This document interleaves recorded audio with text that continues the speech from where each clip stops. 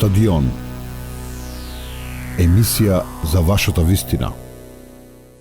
Да, знам за таа школа, затоа што јас се бавам веќе од 2003-та, имам своја актерска школа и просто се интересирам за методите кои што ги практикуваат луѓето не само на Балканот, туку и низ светот. И можам да кажам дека тој негов просто не постои, за разлика од жена му која што е извонредна професорка по глума на Факултетот за драмски уметности во Белград, Билјана Машич, ова е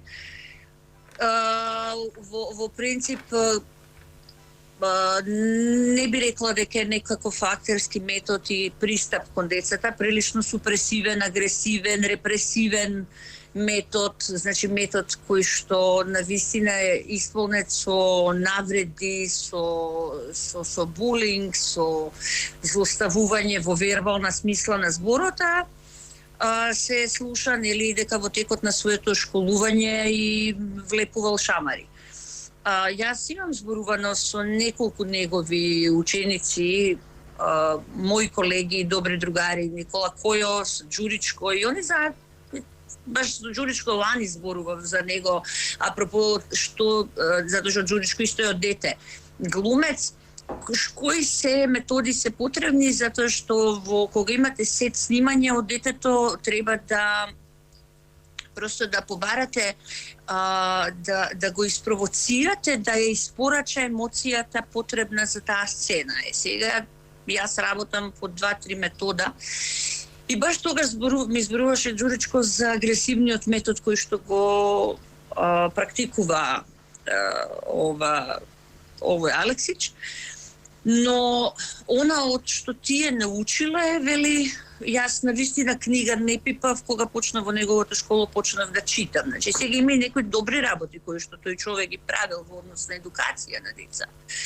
Но знаете како предаторот не бира ни пол, ни професија, ни возраст.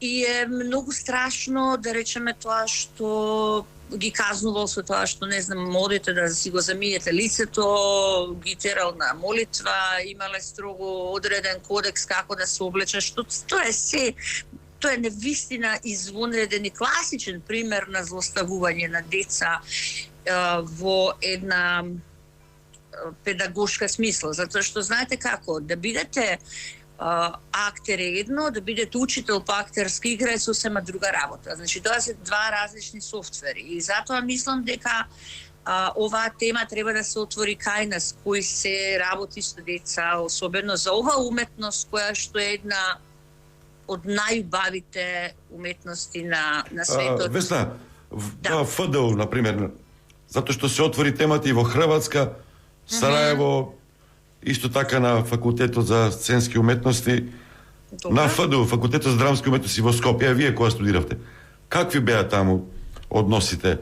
Знаете како, учителот по актерска игра, значи моите професори по актерска игра, вие сите ги доживувате како втори татковци, мислам, тоа се едни авторитети, поминувате на часови по актерски игри по 10 часа дневно.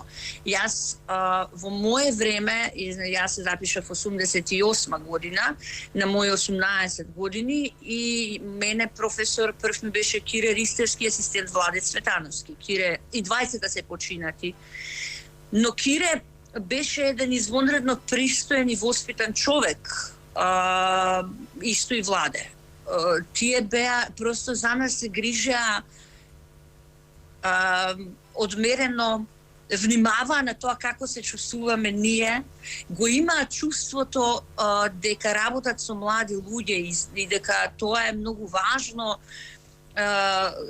да ни ја втемелат почита кон театарската и филмската уметност, а тоа воопшто не е лесно. Јас да речеме израснав во времето на кога јас студирав, тоа беа најдобрите професори на Балканот и навистина во тоа време Факултетот за драмски уметности во Скопје беше една од најдобрите академии. Знаете како јас поминав на часови кај Љубиша Георгиевски, кај Владе Милчин, кај Горан Стефановски, кај Русомир Богдановски, кај Данчо Чевревски, Кире, дипломирав кај Димитрија Османли. Јас имам извонредно искуство на мојот факултет за драмски уметности, верувам, не можам да тврдам за другите, но јас верувам дека просто ние немаме таков пример од проста причина што на вистина секогаш факултетот за драмски уметности кај нас барем се грижал за својот дигнитет. И Петрушевска, само уште ова да глумата е слободна, послободна професија, бара соблекување, голотија, слободен пристап. Дали, меѓу другото, колку што ми е познато, Петрушевска беше меѓу првите која што на сцена се соблече уште како студентка, така? Тоа беше една представа прилично храбра. Дали тука има начин на уцена, на принуда, например, кога треба некоја улога да се добие во филм, во театар, па режисерот, продуцентот, дали такви примери има да уценуваат, да бараат сексуални услуги и така натаму? Не. Тоа е сосем еден друг дискурс толе. Значи, тоа е една задача, па било како, знаете како, постои релација режисер-глумец. Ако во таа сцена, која што е конкретно, тоа беше од Македонска крвава свадба со Тони Михайловски, имавме таа сцена. Тоа е стварно една антологиска сцена, бевме кренати на една платформа со 300 светла, режираше Сашо Меленковски. Значи, 10 пати доаѓа режисерот и те прашува дали прво ти се чувствуваш комфортно, дали е тоа, па потоа разговараме дали е тоа оправдано, затоа што знаете како и голотијата по секоја цена не е оправдана и не треба да ја има. Сега е тоа друго, што во денеска во светот дискурсот на женски улоги е прилично потчинат во однос на машките. Знаете како, баш е непријатно ние постојано гледаме улоги каде што 65 годишни глумци играат со 20 годишни глумици во сцени. Знаете како, и тоа е еден дискурс на кој што треба да се разговара и да се менува просто таа перцепција, да имате многу малку женски улоги напишани, тоа се уште имате од тој аспект. Јас не се сложувам со многу нешта, но тоа е веќе една друга тема. А што се однесува на сега не знам, малце слушнав од вашите слушатели Столе, зборувам за ако секако има време. Мислам дека ви исто така темата за предатори и за злоставување. Јас сум на браникот веќе неколку години за злоставување, затоа што јас лично искуство во семејството. Приказна, нели? Имаме ние тука и имаме прилично голема траума и едно искуство кое што не го посакувам никому, но во оваа држава мора да се едуцираат луѓето дека сексуално злоставување е и вербално.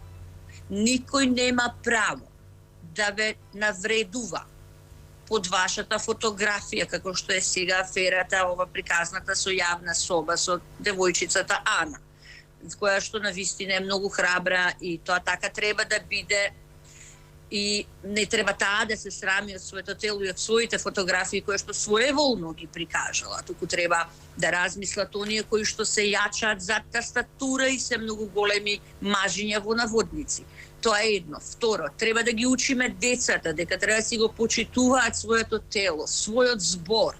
Треба да ги учиме децата од најмала возраст дека никој нема право да ги допре ако тоа дури да е тетка, чичко, дедо, никој, ако тоа дете не сака да биде гушнато, допрено, бакнато, има право детето да каже не. Треба да ги научиме нашите млади девојчиња, жени, дека не треба да поднесат ниту едно вербално сексуално вознемирување на социјалните мрежи. Оти јас имам лично искуство, сум разговарала со 2-3 девојчиња кои имаат завршено со акутни психози од малтретирање по социјални мрежи и уцени. Ќе им пратат фотографии, па не знам, или ги сликале за време на нивната комуникација, каква и да е. Значи, тоа се огромни штети по цена на личноста во развој. За тоа треба да зборуваме, знаете. И уште една работа. Ако одите, имате одел за сајбер криминал, кој што очигледно дека е на стаклени нози и дека не функционира како што треба. Имате јавно обвинителство кое што треба на слушнат збор да реагира и да постапи. Моето искуство со МВР, со јавно обвинителство, со мојата ќерка, беше макутрпно, но јас и таа издржавме. И предаторот заслужи 12,5 години казна. Но треба да го издржите тој пат. Ако веќе се борите, борете се до крај.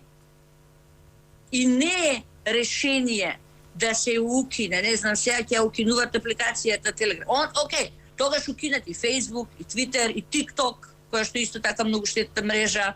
Знаете, ама ние треба да се едуцираме, да ги едуцираме, да имаме алатки со кои што може да ги казниме тие предатори на од социјалните мрежи.